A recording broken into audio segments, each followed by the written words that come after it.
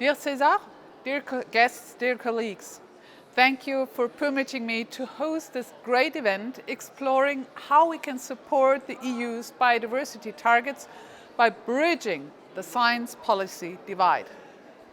Unfortunately, I am not able to be present in Brussels today. As a scientist myself, I would have loved to be part of the panel, but of course the COP27 in Sharm el-Sheikh is also a great opportunity to promote nature-based solutions. We will not solve the climate crisis without nature. And vice versa, the biodiversity crisis is exacerbated by climate change. Deteriorating ecosystems are directly linked to the climate crisis. Without natural carbon sinks, no slowing down of the climate crisis. Our natural carbon sinks, the oceans, the forests, as well as the soils, are the world's largest carbon sinks and are hence fundamental for tackling climate change. Peatlands alone cover only 3% of Earth's land area, but they store more than twice as much carbon as all forests combined.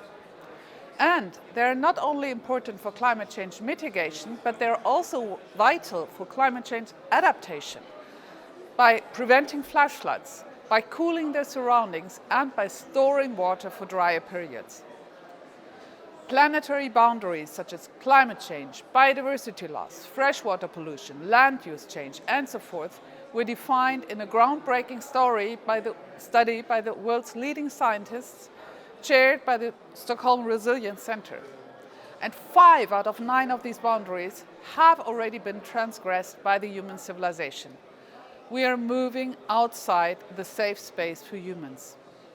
The biodiversity loss on species level as well as on genetic diversity level is the most dramatic threat to our civilization. And this is not about the simple fact that the nature surrounding us looks a bit dry and unhealthy, or that the abundance of butterflies and farmland birds I recall from my youth is long gone. This is about the web of life that provides us with fertile soils, pollinated crops, potable water, and clean air to breathe. We hence need to listen to science and put biodiversity protection at the center of our political agenda. We need to make sure that the European Green Deal is not reduced to a European climate deal, pushing for more renewables and curbing greenhouse gas emissions alone, but that all promises of the Green Deal, ending pollution, healthier food systems, the transition to a circular economy, and bringing back nature are fulfilled. We are all aware, I guess, that nature conservation in Europe is no huge success story. Europe is the region where the most natural ecosystems have disappeared so far. New urban areas increase. Ever more streets are cut through forests, and vulnerable and biodiversity-rich ecosystems such as peatlands and wetlands continue to disappear in the EU. This is not because of our regulatory basis for nature conservation would be poor, but rather because enforcement is lacking. 25 out of 27 member states still have not completed the Natura 2000 network. And according to the analysis of the European Environment Agency, only 23% of the species and a mere 16% of the habitats which are protected under the Birds and Habitats Directives are in good conservation status. The nature restoration law is hence a key file in the European Green Deal, the first real nature legislation in 20 years. Therefore, I thoroughly welcome the Commission proposal as it puts biodiversity back to the center of the agenda. Of course, there's always room for improvement, namely strengthening the indicators, increasing the overall restoration targets for peatlands importantly. But we need to make sure that the nature restoration law is a regulatory tool that actually works. Because defining good indicators is not enough if we don't make sure that there is a dedicated funding mechanism and a functioning governance structure surrounding it.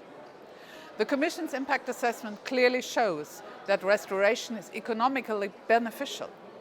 Every euro invested in restoration generates at least €8 in socio-economic benefits.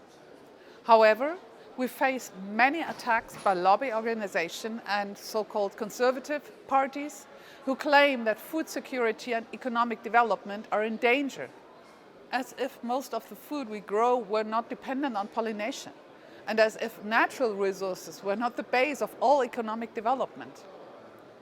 A last remark, I do want to point out again that restoration often is mixed up with rewilding. While some ecosystems can be best restored through rewilding indeed, many of our most species-rich ecosystems are the result of human civilization. For example, nowhere in the world a meadow or cart would develop by itself. And just like this, there are many restoration measures which improve the condition of the ecosystem without excluding human utilization, be it for agriculture, for forestry, or for recreational purposes. In this regard, I wish you all fruitful discussions, and I'm looking forward to working on a very ambitious nature restoration law in the upcoming months. Thank you very much.